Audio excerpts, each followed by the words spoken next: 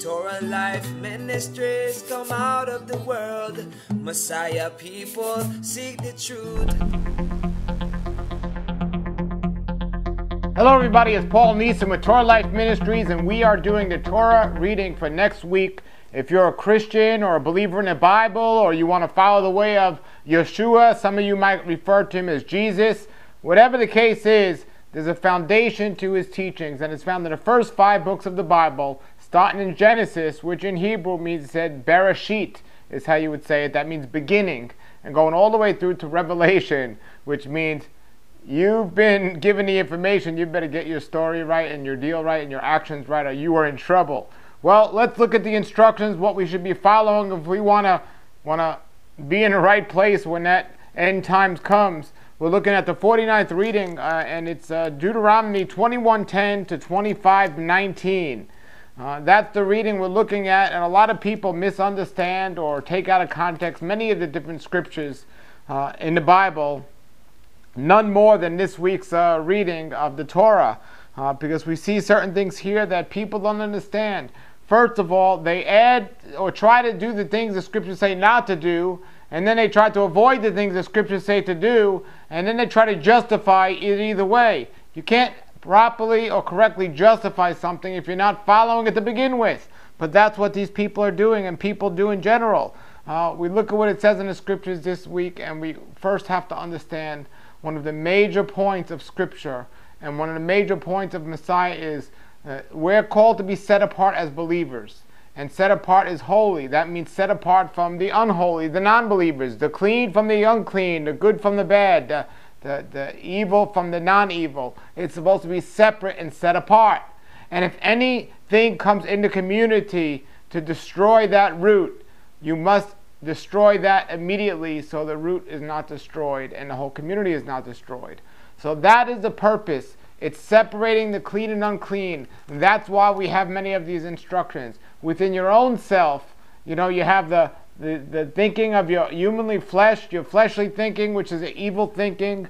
But then when the Spirit of our wonderful Creator is upon us, we have a different thinking. The one is clean and one is not clean.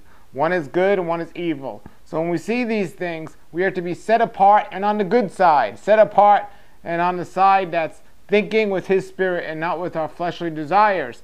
And that can happen, and it does happen to us if we are in the right place.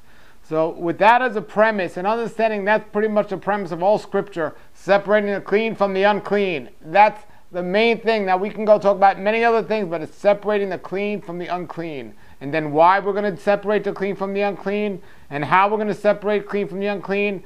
All of that is found in the previous Torah portions and the teachings, and in the future ones as well. But right now we're looking at this, Deuteronomy 21:10 to 25:19. And I want to jump right down to one of the areas where a lot of people that are not believers or not Christians or not followers of the Torah, the guidelines and instructions of the Bible, use this verse as an excuse not to be obedient to our Creator's words. And that is Deuteronomy 21:18. It says, if a man has a stubborn, rebellious son who will not obey what his father or mother says, and even after they discipline him, he still refuses to pay attention to them, then his father and mother are to take hold of him and bring him out to the leaders of the town at the gate of that place, and say to the leaders of this town, this son of ours is stubborn, rebellious. He doesn't pay attention to us. He lives wildly and gets drunk. Then all the men of this town are to stone him to death.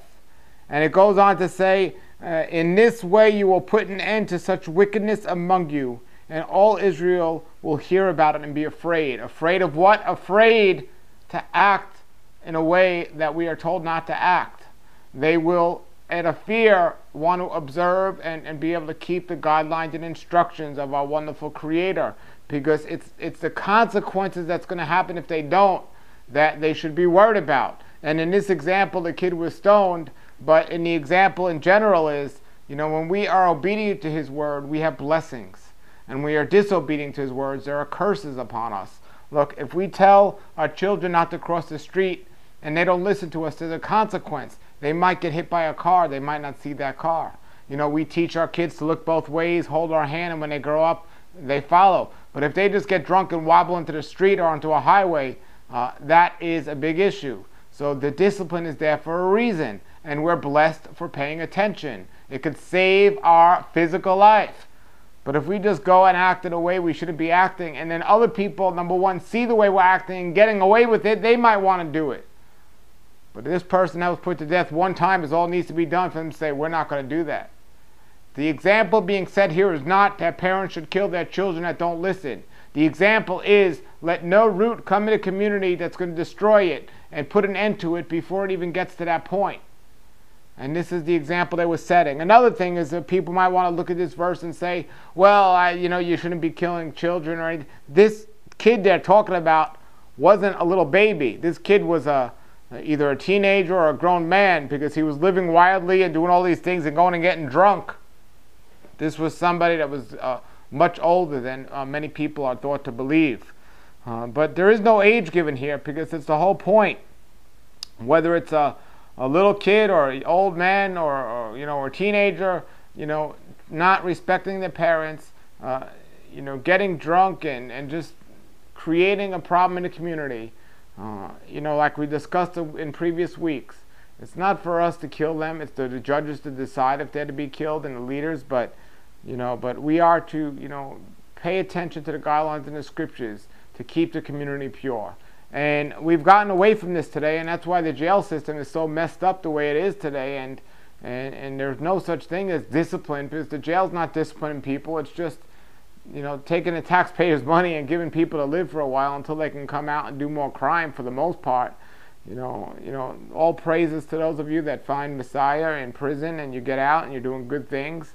But the prison system that's set up today is not the prison system or the system of discipline that the scriptures give us to follow. And we wouldn't have the problems we have today if we were following the system of the scriptures. That's why it was put into order by a wonderful creator. But this week it goes on to talk about other things that were need to be done when the children went into the promised land, or just in their everyday living, and it said throughout all your generations. And in Deuteronomy 22:5 it says, a woman is not to wear a man's clothing, and a man is not to put on woman's clothing, for whoever does these things is detestable to our wonderful creator. Well, very well said. A man should not look like a woman, and a woman should not look like a man. However, it didn't say what men's clothing was and what women's clothing was. All it says is they shouldn't look the same way. They shouldn't put on the same garments. So if every woman's wearing a red dress, you're a man, don't be wearing a red dress. But if you're wearing a blue dress, you're not wearing the same garments. In those days they wore tunics, all of them pretty much, and whether it was their collar pattern or the pattern of the way it was worn, the men and the women were set apart, and they were known how to be set apart. One of the ways we're dressed is a man dressed himself with his own beard. A man's supposed to have a beard. You're not going to be mistaken for a woman if you have a beard. But we're to be set apart in all ways. This had nothing to do with pants. Many people look at the scripture and say it had to do with pants. No, it didn't have to do with pants. No one was wearing pants at that time except the priest, and they were wearing it as undergarments. So this was about, a man and a woman, being set apart and looking different. And again, it says it here in Deuteronomy 22, 21, and talking about, putting an end to wickedness. Whether it's the girl that's living in a house that's prostituting herself, the children that are being disobedient to the parents, or the men and the women that are dressed the same way. Put an end to this wickedness. Must be stopped. All this wickedness must be stopped from the community.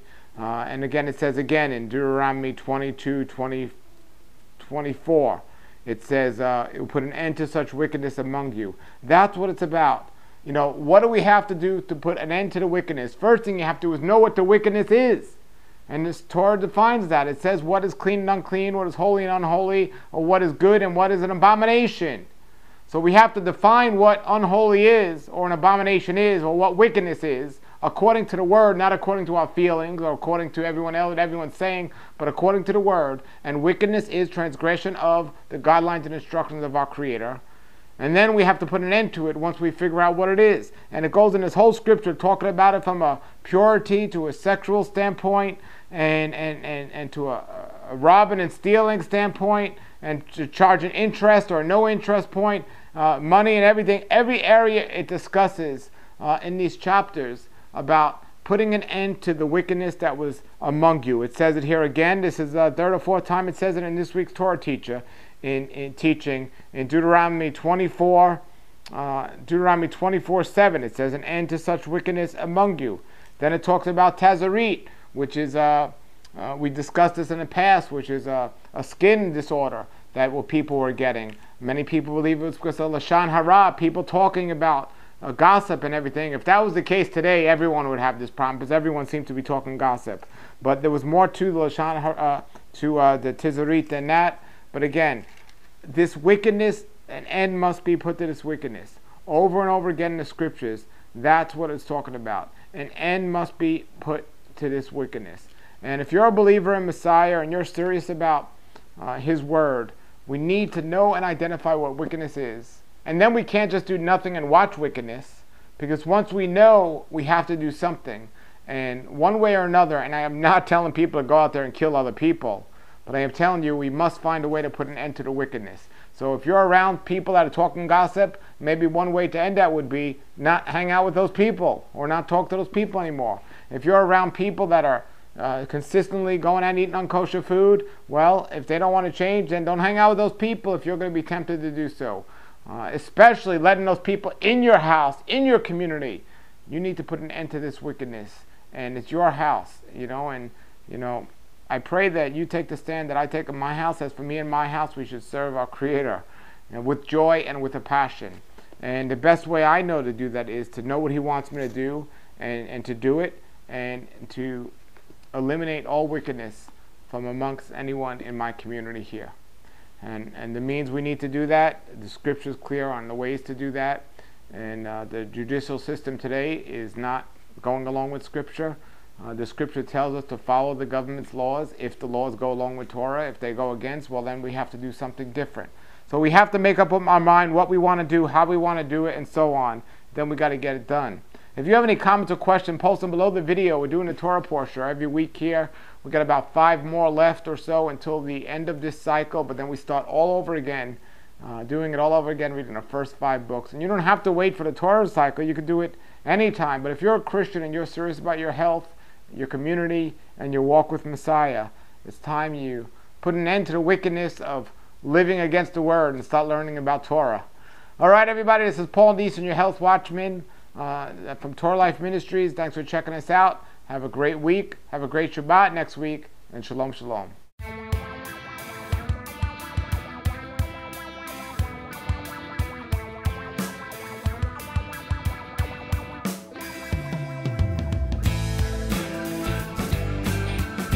Torah Life Ministries come out of the world. Messiah people seek the truth.